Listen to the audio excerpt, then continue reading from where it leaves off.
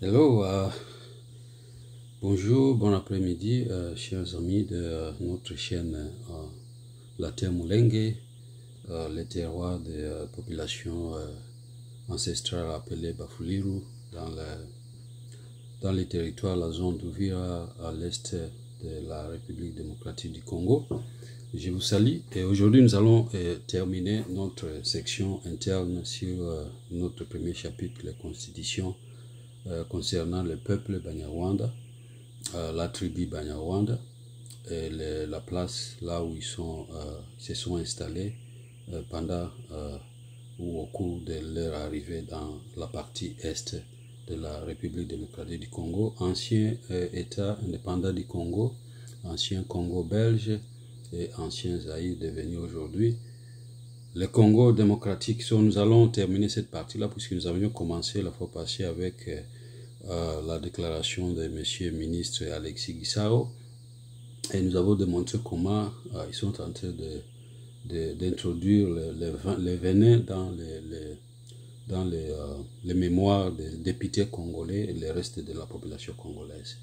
Aujourd'hui, nous allons essayer de terminer cette partie en reprenant les déclarations de 4 autres Banyarwanda et au-dessus de ça, nous allons conclure avec des autres déclarations d'un autre Banyarwanda, monsieur l'ancien évêque d'Uvira, monsieur Gapangwa Jérôme, et d'une étrangère écrivain, madame Potier. Nous allons reprendre ça pour conclure notre partie interne sur le peuple. Et ainsi, la fois prochaine, nous allons parler des déclarations des personnes externes à la République démocratique du Congo. Puis, comme vous le savez, les Banyarwanda font tout pour éclairer la communauté internationale sur la situation dans la République démocratique du Congo, mais c'est sur base des mensonges. Mais aussi, les gens qui sont à l'extérieur, ils les écoutent et ils prennent leurs déclarations en sérieux. Mais quand ils présentent ces déclarations, ils ne comprennent pas puisqu'ils ne lisent pas ou ils ne connaissent pas l'histoire de la République démocratique du Congo, surtout à ce qui concerne les frontières avec les pays de l'Est, à l'occurrence les Rwanda, les Burundi et l'Ouganda. Ainsi donc, nous allons reprendre quelques Banyarwanda pour compléter ce que monsieur le ministre Alexis Gisaro avait dit. Ainsi, nous allons commencer avec Jean-Baptiste Rutiririza. Ce monsieur ici, comme tous les Banyarwanda congolais d'ailleurs, il avait écrit en parlant de lui-même, mais en parlant en troisième personne. Il avait écrit en octobre 2020, à travers ses critiques contre fait Honoré Gbanda, ce qui suit, je cite, Jean-Baptiste Rutiririza est un homme dans la société civile de Sud Kivu, natif des hauts plateaux de Moulengue. Puisque quand nous parlons de ces choses, nous devons payer attention au contenu des mots, des phrases, comment est-ce qu'ils les mettent dans une phrase. Puisque si vous ne suivez pas le contenu, vous risquez de vous perdre. Vous pouvez prendre seulement les choses qui sont superficielles. Mais il faut entrer dans les détails pour essayer de lire exactement ce qu'ils veulent dire et qu'est-ce qu'ils cherchent. Ainsi donc, Jean-Baptiste Rutiririza a écrit, Jean-Baptiste Rutiririza est un homme de la société civile de Sud Kivu, natif des hauts plateaux de Moulengue. Nous savons qu'il n'existe pas de hauts plateaux de Moulengue puisqu'il existe des hauts plateaux d'Itombwe. Et les hauts plateaux d'Itombwe font partie des monts Mitumba. Mais maintenant, ils introduisent un autre terme ici qu'on appelle les hauts plateaux de Moulengue. Il est écœuré de voir des politiciens qu'il ne juge pas s'en prendre à sa tribu de Banyamulenge, premiers occupants de la forêt vierge des hauts plateaux de Moulengue depuis 1510.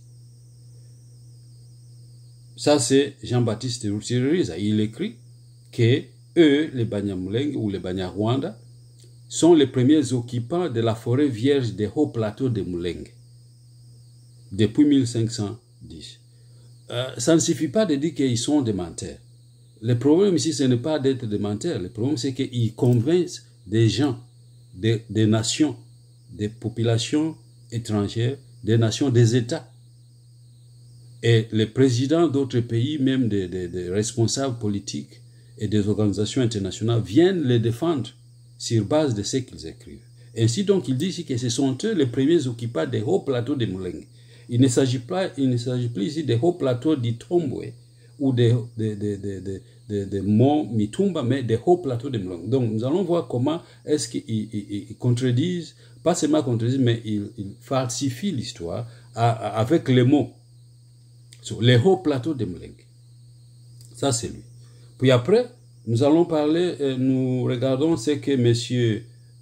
Nyundo Nzam, il est le président d'une mutualité de Banyarwanda ici, aux États-Unis. Et il a écrit dans une des lettres, qu'ils ont communiquées aux différents dignitaires mondiaux, y compris la lettre ou la communication qu'ils avaient adressée à son excellent monsieur Félix Tshisekedi en août 2021. Les Banyarwanda avaient écrit, je cite, « Les Banyamulenge est l'une des ethnies congolaises autochtones résidant dans les hauts plateaux au confluent des 3 territoires administratifs, dont Fizi, Uvira et Mwenga dans la province du Sud-Kivu. Peuple pasteur, les Banyamulenge sont au Congo depuis plus de 5 siècles. » Il reprend la période d'occupation qui est au 15e siècle.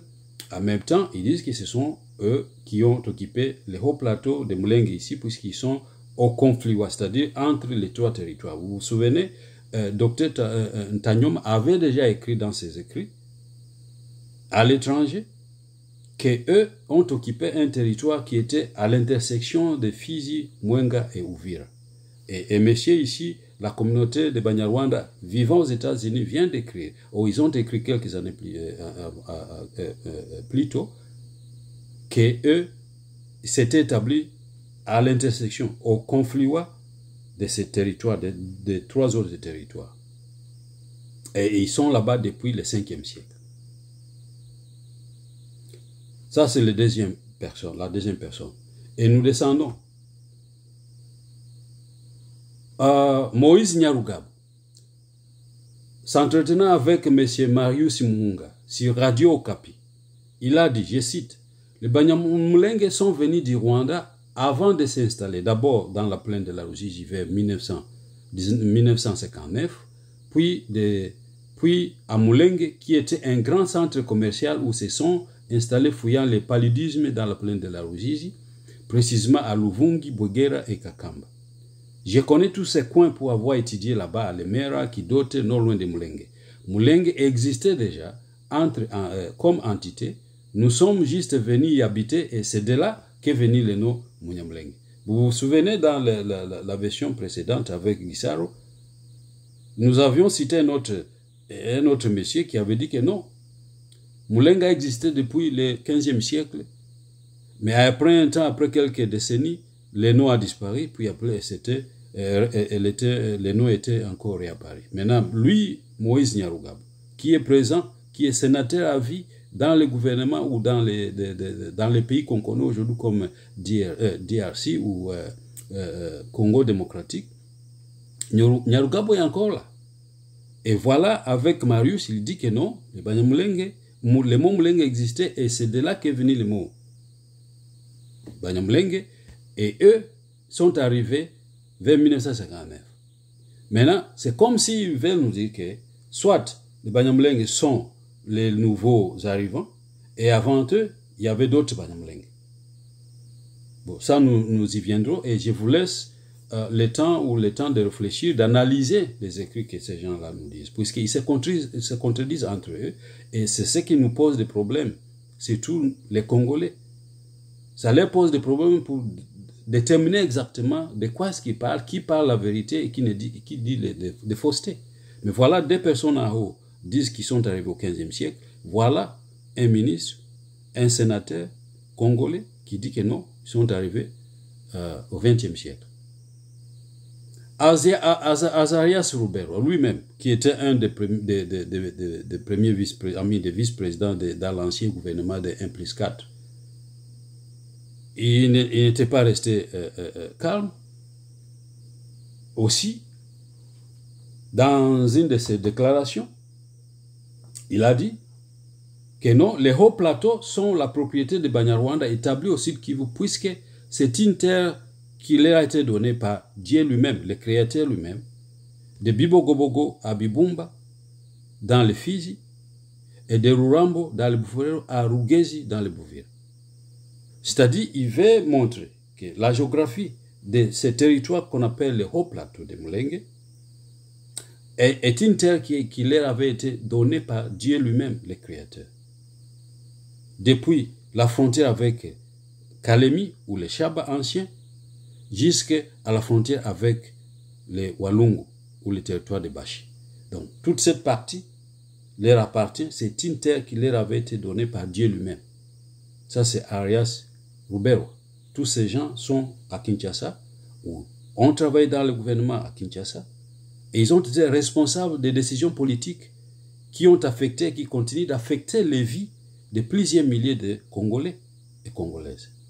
Et beaucoup de gens sont morts à cause de ces déclarations. Si ces terres ici ont appartenu à ces gens depuis le 15e siècle, et aujourd'hui, maintenant, les Congolais d'aujourd'hui sont en train de leur arracher leurs terres ancestrales, vous comprenez que pour la communauté internationale, quand ça entre dans leurs oreilles, ça ne met pas de sens. Donc les Congolais sont soit xénophobes, soit racistes, et ils veulent seulement trahir la relation avec les Banyarwanda qui ont été là-bas avant l'arrivée d'autres peuples bantous. Alors, lorsque nous combinons les 6 présentations ou les 6 déclarations, nous découvrons l'image du territoire que les Banyarwanda réclament dans la partie est de la RDC. Et cette portion ancienne, cette portion du territoire congolais sera définitivement dans les années qui viennent, si pas maintenant, cette portion du territoire que les Banyarwanda déclarent partout, cette portion qui est à l'intérieur des hauts plateaux de Mulenge sera annexée au Rwanda comme partie de l'ancien royaume conquis par Rwabugiri. Or, nous savons que les recherches, les historiens ont dit clairement que Rwabugiri n'a jamais conquis aucune portion de terre à l'ouest du lac Kivu, à l'ouest de la rivière Ruzizi, encore moins au sud et l'ouest du lac Tanganyika. Rien, jamais, aucun roi rwandais.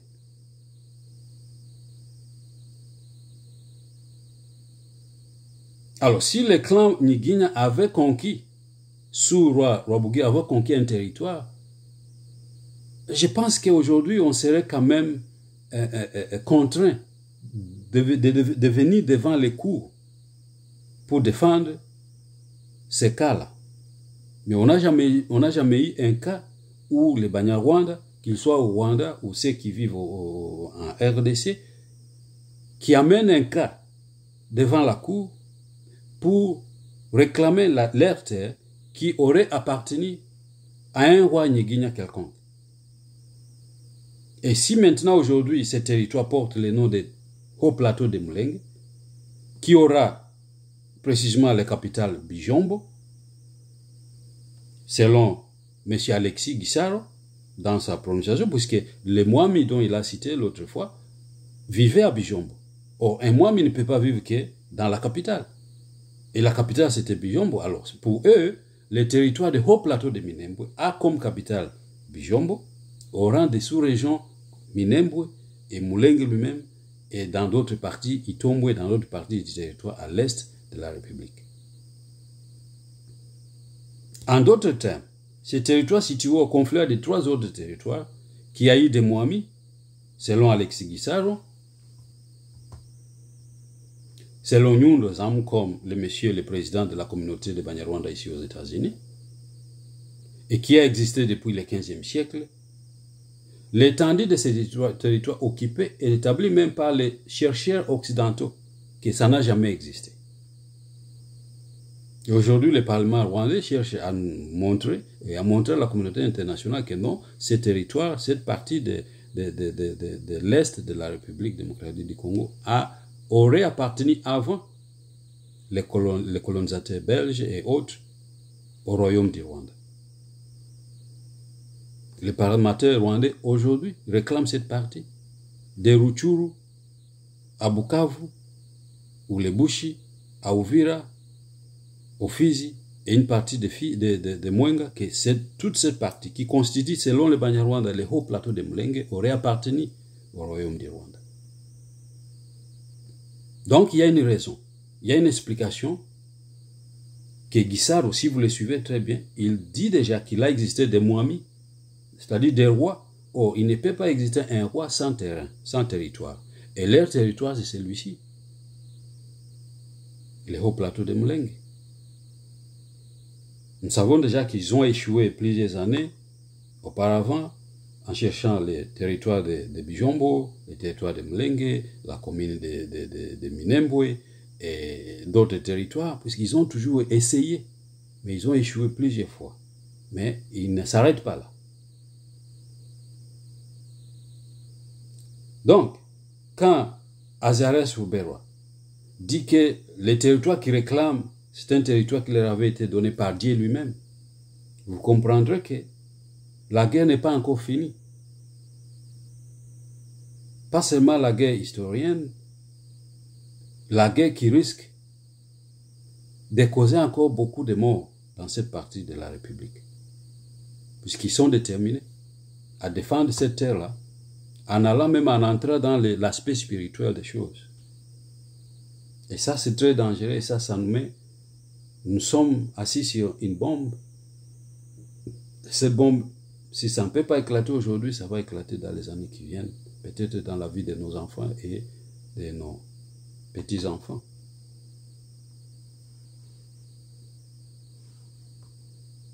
Alors, toutes ces déclarations deviennent une réalité pour ces gens-là.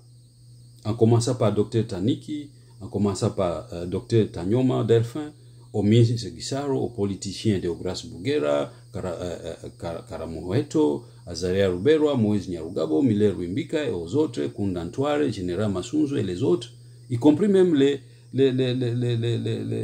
prêtres. Parce que Gapangwa Jérôme était évêque d'Uvira.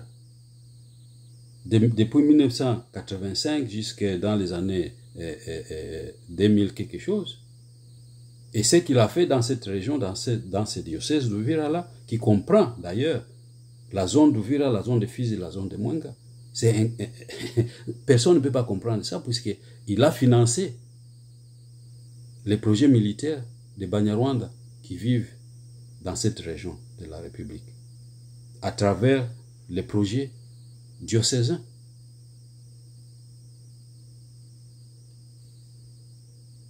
Heureusement qu'aujourd'hui, les mêmes Gapangwa maintenant, je ne sais pas si frappés par ou convaincus par le Saint-Esprit, il est en train maintenant de donner une version qui est vraie, qui démontre que les Banyarwanda mentent.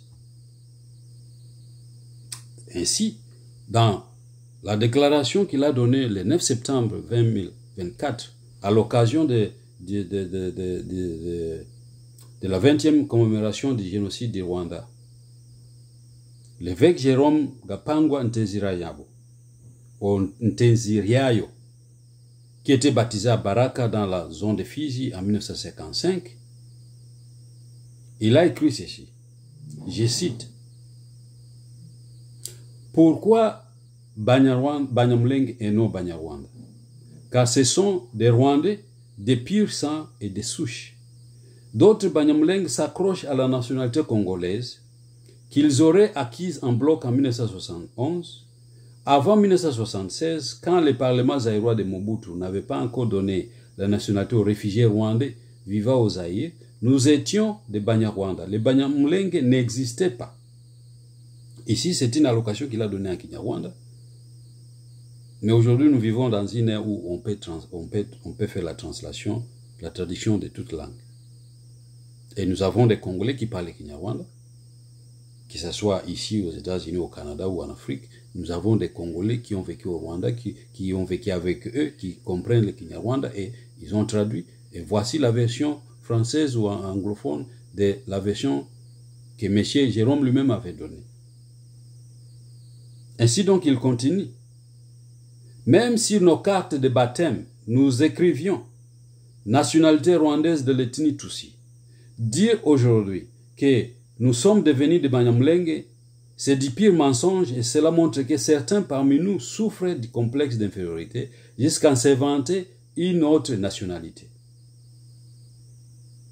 Bref, nous sommes des Rwandais qui sommes devenus des Aïrois par une loi votée au Parlement de l'époque. Malheureusement, ce même Parlement l'avait annulé, puis avait changé cette décision aïroise en masse en une demande individuelle de nationalité. Dire que nous ne sommes pas Rwandais, que nous ne sommes pas des Tutsis, c'est se haïr soi-même. Car nous sommes Rwandais et Tutsis, c'est ça la vérité. Je vous dis ceci, j'ai été baptisé en 1955 à Baraka dans la zone de Fizi. Dommage, j'ai oublié ma carte de baptême. À l'époque, on y inscrivait beaucoup d'informations, nom, prénom, les parents et l'ethnie. Si ma carte de baptême, il est clairement écrit Rwandais, c'est-à-dire Banyarwanda, demandez à tous ceux qui ont été baptisés à cette époque. Après tout, nous sommes des Rwandais, Banyarwanda. Arrêtez de changer les noms de votre tribu. Nous sommes des Rwandais. Fin de citation.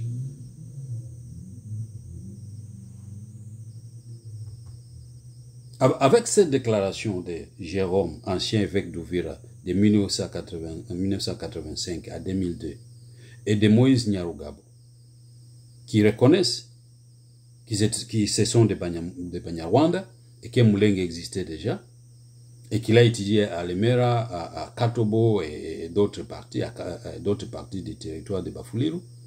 Les gens avec qui il a étudié existent encore aujourd'hui. Ces gens-là connaissent ses parents. Ils connaissent là où il est né. Ils connaissent les écoles primaires là où il a étudié, les écoles secondaires. Ces gens-là existent encore aujourd'hui. Donc, nous pouvons donc conclure cette partie que les Vega Pangwa et Nyarugabo contredisent et exposent les projets de balkanisation basés sur la tricherie, la falsification de l'histoire et le mensonge. Ce sont des gens qui existent encore et les données sont là.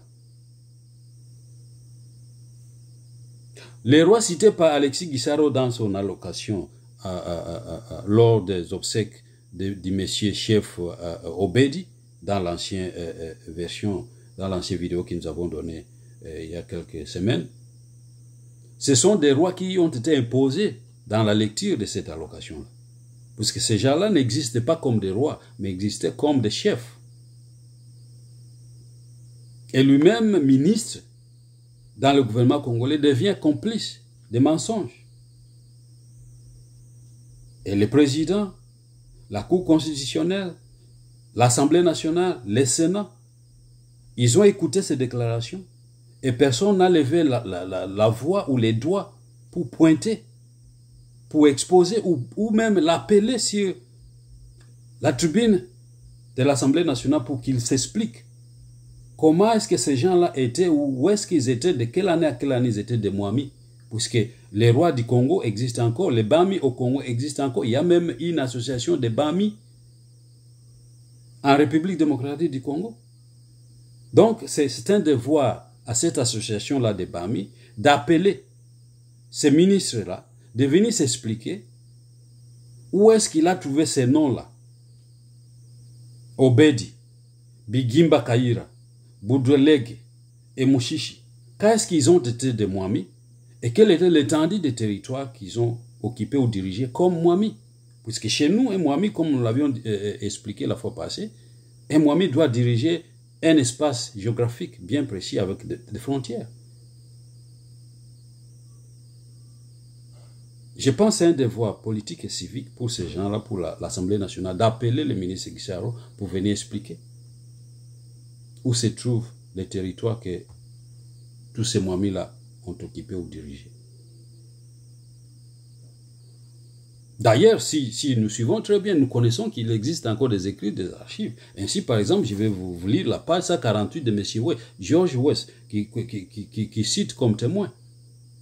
Dans les pays d'Uvira, dans son livre qu'il a publié en 1959, mais qui part des recherches qu'il a commencées en 1954 dans le territoire d'Uvira. Plus spécialement, il a étudié la chefferie de Bavira. Il a écrit ceci à la page 148 de son livre. Les documents sont disponibles aujourd'hui sur l'Internet, dans les bibliothèques. Vous pouvez lire cette page-là. À la page 148, George West écrit ceci. Peu avant 1900, quelques familles de pasteurs Tutsis fouillant les Rwandais, traversaient la Ruzizi, pénétrèrent au Congo belge et se fixèrent en premier lieu à Lemera, qui est la capitale de Bafuliru. Les descendants de ces émigrés gagnèrent la chefferie de Bavira. Ce qui veut dire que quand ils gagnent, ça veut dire qu'ils ont quitté la chefferie de Bafuliru pour entrer dans la chefferie de Bavira. C'est ce que ça veut dire ici.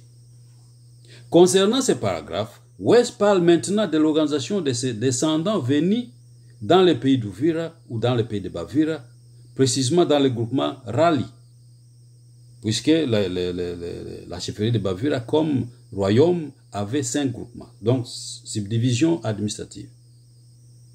Et ces subdivisions sont données ou été dirigées par les enfants ou les membres du clan du roi ou du Mwami de Bavira. Et les clans de Bavira, c'est les clans Banyalenge. Et les gens qui dirigent ces subdivisions politiques et administratives sont toujours des membres de ces clans-là. Et un de ces groupements s'appelait le groupement Rali. Et voilà, à cette page-là, 148, des Persiens écrit, George West écrit ceci. Je cite. Il y eut à peine quelques hésitations au début quant à l'emplacement des nouveaux villages. La crête de Kirungu, par exemple, sur l'interfluve Kalimabenge-Mugaja, attire d'abord le capitaine rwandais Budulege. C'est le même Budulege que Gisaro et les autres disent que non, c'est Budulege était Mwami, c'est-à-dire qu'il était roi. Mais en 1954, 55, 56, jusqu'à la publication de son livre, George West le reconnaît, l'identifie comme Kapita. Or, Kapita, c'est un chef de village. Il n'est pas chef de groupement, il n'est pas chef de chefferie. Donc l'emplacement des nouveaux arrivants, c'est-à-dire de ces Banyarwanda, dont le chef est Budulege. Budulege, il se fixe d'abord dans cette partie de l'influve Kalimabenge-Mugaja, mais abandonna ultérieurement en 1935. C'est lui qui écrit, c'est pas moi qui écrit ça, c'est George West qui écrit qu'en 1935, le capitaine Budulege ici, qui s'était fixé dans cette partie des groupements Rali, en 1935, il abandonna les sites au Vira pour s'établir définitivement dans le village Kishembwe, dans la dépression de la haute Kalimabenge, plus à l'ouest et en contact plus direct avec le plateau pâturable. Donc ce sont des gens qui étaient des gens qui se déplaçaient chaque fois à la recherche de pâturages. Et ces pâturages n'étaient pas tous des pâturages Banyarwanda. Les Bavira et Bafulero possédaient des vaches, des troupeaux. Et ces Bavira et ces Banyarwanda, selon des Persiens, avaient des travailleurs Banyarwanda. Ils déposaient des vaches chez eux comme travailleurs. Et chaque fois qu'ils se déplaçaient vers l'ouest, vers à partir des moyens, vers les hauts plateaux, les Banyarwanda se déplaçaient avec les vaches. Et c'est comme ça que petit à petit, les Bavira et Bafulero ont commencé à perdre leurs troupeaux. Mais les troupeaux des Banyarwanda ont commencé à gonfler. Et les Bavira et Bafulero ont aussi continué à perdre les troupeaux. Et voilà le monsieur ici, Budulege, qui se déplace. Définitivement, il abandonne la partie Kalimabenge vers le bas et il se déplace vers l'ouest pour aller chercher encore le pâturage. Et c'est comme ça qu'ils se sont déplacés jusqu'à atteindre la frontière avec les Mwenga dans la dépression des Bijombo, Massango et autres. Ça, c'est la page 148 de Messieurs des Persiens.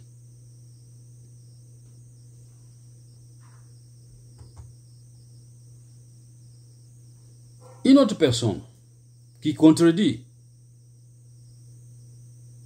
à part Gapangwa et Moïse Nyarugabo. C'est une étrangère qui a écrit son livre. Selon Johan Potier, dans son livre Reimagining Rwanda 2002, Réimaginer Rwanda, ça c'est Johan Potier, qui écrit en 2002, la migration des Banyarwanda à majorité Tutsi au Sud Kivu a pris place dans la moitié du 19e siècle. Selon leurs descendants, ils auraient fui le Rwanda à cause des campagnes militaires et administratives et les systèmes lourds de taxation du roi Rwabugiri. Elle cite Desplechin, qui a publié son mémoire d'histoire en 1974, et il cite la page 68. Et il cite aussi David Newbury, qui a écrit aussi son livre en 1988 à la page 48 et 49. Donc si vous suivez les deux livres, si vous lisez les deux livres, les livres de David Newbury, 1988, page 48 et 49, et vous lisez Desplechin, Jean-Jacques Desplechin, 1974, à la page 68, vous découvrirez que ce que Madame Johan Potier ici écrit, c'est une vérité. Citant la page 70 de Desplechin, Johan dit ceci, je cite, Following their arrival in Congo, the king of the Bafuliru, also known as Fuliru or Fulero, gave the Tutsi immigrant grazing land in exchange for an animal tribute. Page 16 de son livre. J'ai traduit. Arrivé au Congo, les rois de Bafuliru donna les immigrants Tutsi un espace pour le pâturage en échange d'un tribut animal. Elle continue. Ils s'installèrent entre Mulenge et la haute rivière Sange, page 65 et 66 de son livre. Les Banyarwanda Tutsi ici s'installèrent entre Mulenge et la haute rivière Sange. Ils stoppèrent de payer les taxes à la Cour royale du Rwanda centrale. À la page 17 de son article, Johan continue en disant, je cite, après la mort de Mukogabwe en 1930, ça c'est le roi de Bafuliru, plusieurs Tutsis retournèrent à Mulenge, jouir de leurs richesses produites par la connaissance des transhumances bovines. Mais ils se butèrent à un obstacle qui, avec les années, est devenu insurmontable. Les terres ne leur appartenaient pas. Et ici encore, Johan cite la page 75 de qui? De la dissertation de M. Desplechin. Donc nous pouvons voir ici la page 68, la page 65, 66 et la page 75 de M. Desplechin décrivent l'arrivée et la cohabitation de Banyarwanda dans les territoires de Bafuliru avec ou sous le contrôle politique du roi de Bafuliru. Et ici, nous sommes en 1930. Si tous ces auteurs montrent que les Banyarwanda ne sont pas arrivés ni au XIVe siècle, ni au XVe siècle, ni au XVIe siècle, ni au XVIIe siècle, dans la partie qu'on connaît aujourd'hui comme la chefferie de Bafuliru, avant de se déverser dans la chefferie de Bavira, pourquoi les Banyarwanda continuent de mentir? Qu'est-ce qui les motive à mentir?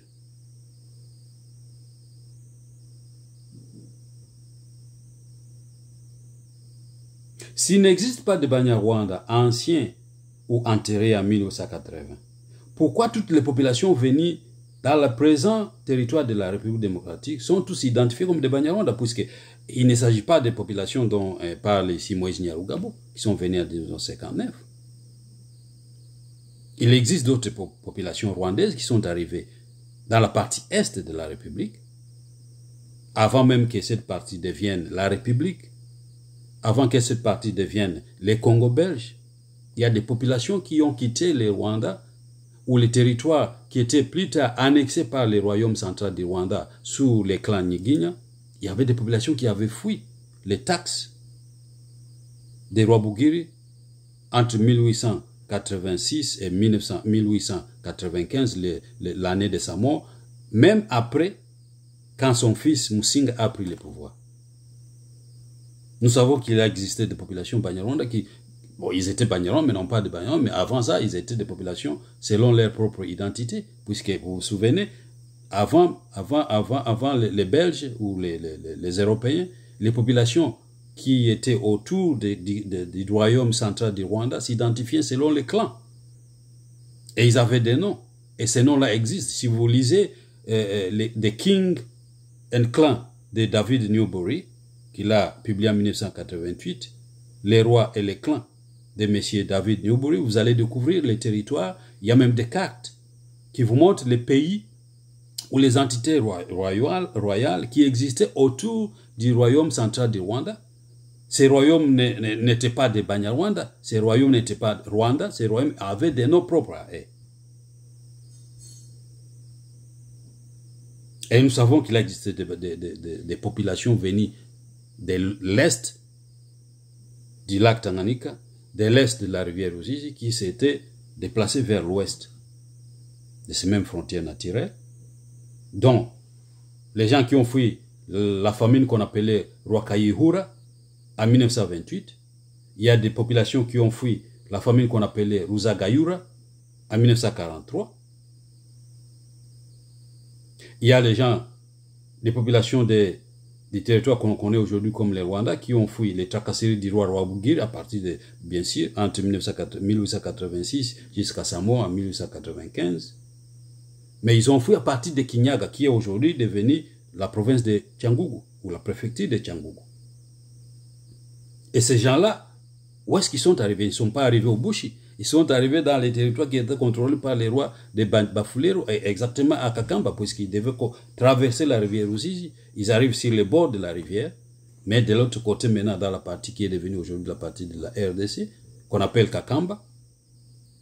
Et Kakamba se trouve dans la présente chefferie de Bafulero. Les Banyarwanda, qui sont venus entre 1937 et 1955, ils étaient constitués de plusieurs immigrés,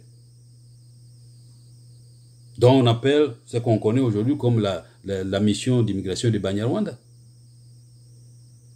Il y a des Banyarwanda qui sont venus pendant et après la révolution de 1959 au Rwanda, avant l'accession du Rwanda à l'indépendance en 1962. Il y a des Banyarwanda aussi qui sont venus sur le sol congolais entre 1962 et 1972. Il y a même des données financières qui sont données par les HCR. Il y a de l'argent qui a été donné pour nourrir et prendre soin de ces Banyarwanda qui sont venus sur le sol congolais. Les données financières sont là, dans les archives du HCR. Alors, toutes ces données-là montrent que les Banyarwanda mentent. Et nous ne pouvons pas avoir confiance avec eux. Comme nous allons demander dans notre version qui va suivre, nous allons demander à la communauté congolaise, à la communauté internationale, de ne pas vraiment suivre de près ce que les Banyarwanda disent, qu'il y a trop de mensonges, on ne peut pas avoir confiance en eux. Mais avant de vous laisser partir, je vais vous donner une autre révélation. Au Rwanda, aujourd'hui, il existe, sous le commandement et le régime de Kagame, il existe un manuel d'éducation pour l'école primaire secondaire. Dans ce manuel préparé par un groupe de pédagogues détenteurs de doctorats et tous enseignants de l'histoire du Rwanda, et ce manuel a été publié par les REB, le Rwanda Basic Education Board, et qui est dirigé par un docteur, directeur général, mais il est docteur, il s'appelle M. Nelson Mbarushimana, et qui s'intitule Teacher Guidance on the Teaching of the History of Rwanda for Primary and Secondary School. Les guides d'éducateurs pour l'enseignement de l'histoire du Rwanda au primaire et au secondaire. Ça, c'est la version française. Mais en anglais, ça s'écrit Teacher Guidance on the Teaching of the History of Rwanda for Primary and Secondary School. Ce manuel existe. Et qu'est-ce qui est écrit dans ce manuel?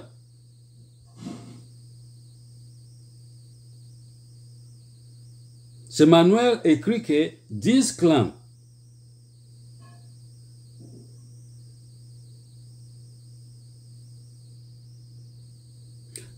were known as Uboko, a word now associated only with Tutsi, Hutu, and Twa. With the advent of the Belgium identity card, came the research for an appropriate word to better describe the different group.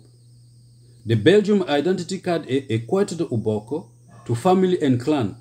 When distributing the card, the Belgium would ask, Urimoko ki? What clan are you from? And people will answer, Ndi Umsobe. I am Umsobe.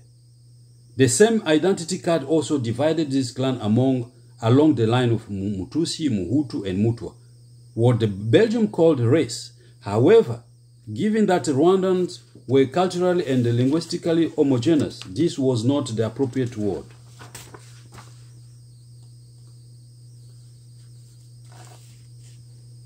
In Kinyarwanda, Uboko refer to race, clan, family, ethnic group, type, or category. There are no distinct words to capture these differences.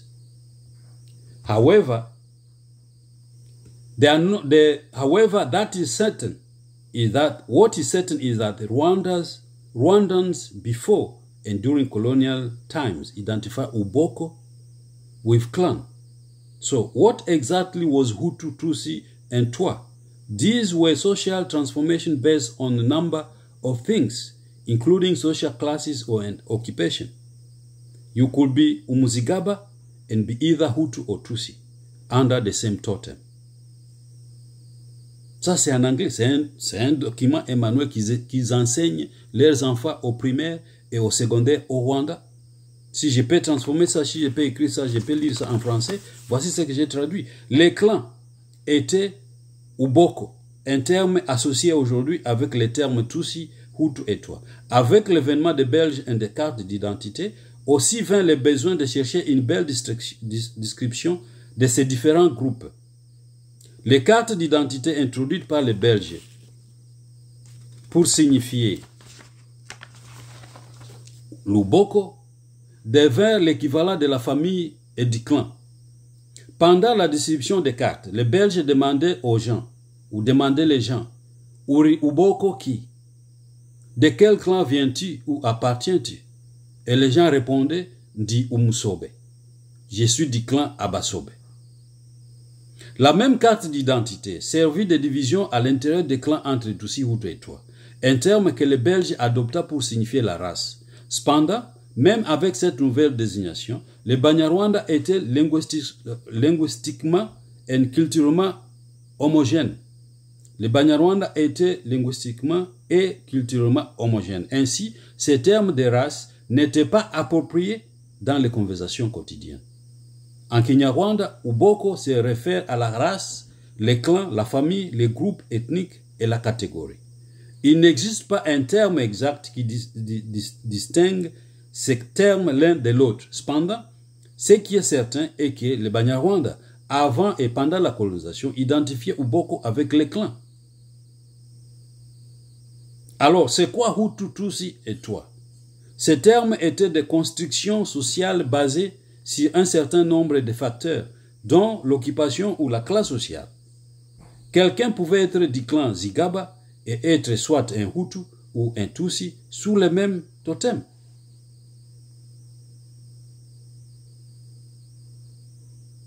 Vous voyez, voilà ce qu'ils enseignent leurs enfants au Rwanda.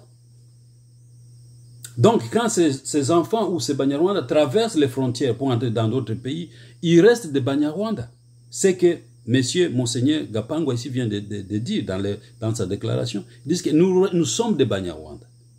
Et nous avons des Banyarwanda au Congo. Comme nous les avons partout au monde. Ce sont des Banyarwanda puisqu'ils restent des Banyarwanda. Mais ils peuvent devenir des citoyens congolais, des citoyennes congolaises, américains, canadiens, australiens ou européens, français, je ne sais pas quoi. Ils peuvent devenir toutes ces nationalités-là. Mais on les appellera toujours des Congolais ou des Français, des Américains d'origine rwandaise. Bon, pour les Banyarwanda qui sont au Congo, on va les appeler des Américains d'origine congolaise, mais du clan ou de la tribu Banyarwanda. Mais il n'existe pas, comme l'a dit Monseigneur ici, il n'existe pas une tribu ou un clan Banyamulenge. Et laissez-moi terminer avec un autre document qui a été produit ici aux États-Unis par un groupe de docteurs aussi américains à l'Université de Californie, Berkeley. 3 professeurs, Sarah West Friedman, Harvey Weinstein et Timothy Longman. Ils ont produit en 2006 un manuel d'éducation de l'histoire du Rwanda pour les écoles secondaires, sous la direction et la supervision de M. Dr Deo Bwanafashe. C'est un Munyarwanda qui était directeur de ce groupe de professeurs pour produire ces documents pour l'enseignement au primaire et au secondaire.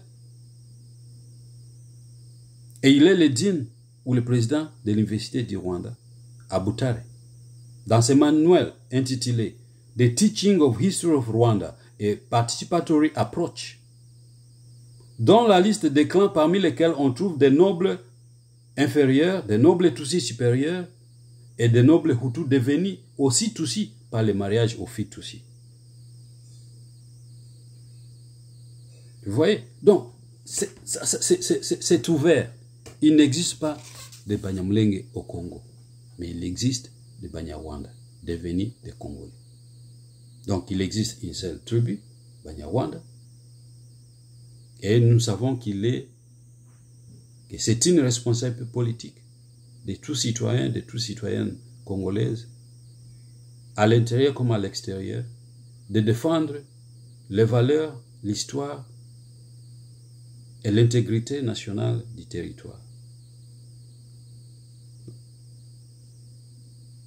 Nous devons défendre ça.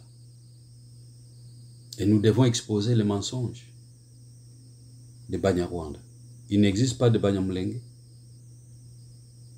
Ils enseignent les enfants aujourd'hui que partout nous sommes des Banyamulenge. Les Banyamulenge n'existent pas. Il y a plutôt des Banyarwanda devenus des Congolais. Personne ne veut leur retrancher leur nationalité. Mais quand il s'agit des tribus, une identité historique, mes chers frères, mes chers amis de la terre Mulenge, nous devons défendre. Et nous demandons à l'Assemblée nationale d'appeler M. Gisaro qu'il vienne s'expliquer où est-ce qu'il a trouvé les termes de Bami Banyarwanda sur les sols de Bavira, sur les sols de Bafulero. Et aujourd'hui, il réclame des terres ancestrales dans les terres de Babembe et les terres de Barega. Donc, il doit venir et expliquer où est-ce qu'il a trouvé les Bami qui ont dirigé ces territoires ancestrales appelés les royaumes avant l'arrivée des explorateurs européens et l'arrivée des colonisateurs. Je m'arrête ici et la prochaine fois, nous allons parler des politiciens extérieurs qui défendent la cause de Banyarwanda en disant qu'il a existé des territoires rwandais avant l'arrivée des Blancs et que quand les Belges ont annexé ces mêmes territoires qui étaient dans le présent territoire de la RDC, ils devaient aussi annexer les territoires Banyarwanda et que ces peuples-là ont le droit de réclamer ces terres-là. Et voilà, même, vous pouvez déjà imaginer que ces Banyarwanda même vont contredire les politiciens. Nous allons citer le président Nyerere, le président Thabo Mbeki de l'Afrique du Sud. Nous allons les citer dans notre présentation la prochaine fois. Comment est-ce qu'ils déclarent ou ils défendent les causes qu'ils ne connaissent pas? Ou bien, soit ils le font par indifférence, ou explicitement, ils montrent que non, nous sommes pour les Banyarwanda, alors que les faits les contredisent. Les faits ne sont pas de leur côté. Voilà, nous avons terminé notre premier chapitre sur la Constitution. Du point de vue interne, est-ce qu'il existe un peuple qu'on appelle Banyamulenge? Il n'existe pas un peuple qu'on appelle Banyamulenge, mais il existe un peuple qu'on appelle Banyarwanda. Et donc, 3 souches sociales sont à l'intérieur de cette tribu. Les souches sociales Tutsi, les souches sociales Bahutu et les souches sociales Batu. Et ces gens-là existent et vivent dans la partie est de la RDC. Voilà, mes chers amis, nous terminons par ici et nous pensons que la prochaine fois, vous allez être avec nous encore pour continuer. Nous demandons donc de donner votre contribution sur notre YouTube La Terre Mulenge. Vous pouvez voir mon nom là-bas, John Kapapi. Essayez de donner votre contribution et de partager avec les autres. Nous devons connaître, nous devons enseigner nos enfants. Ils doivent connaître l'histoire de leur pays d'origine. Ils peuvent devenir tout ce qu'ils veulent, chinois ou américains, je ne sais pas quoi, mais ils doivent connaître que chaque peuple a une origine. Nous avons des montagnes, nous avons des collines, nous avons des terres là où nos ancêtres ont été enterrés, nous avons des rois et des royaumes qui avaient des frontières, une culture, une langue.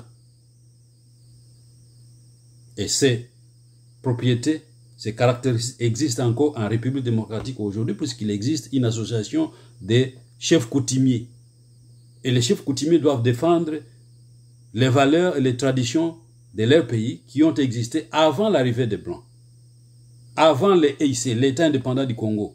Puisqu'il n'existe pas une langue congolaise, il existe des langues qui ont été fusionnées pour former ce qu'on appelle la République démocratique du Congo. Tous ces royaumes-là existent et ont existé et continuent d'exister aujourd'hui puisque la succession des rois s'est faite de père à fils. Les traditions ne changent pas puisqu'on a changé un fils ou un père. Les traditions restent les mêmes, les langues restent les mêmes.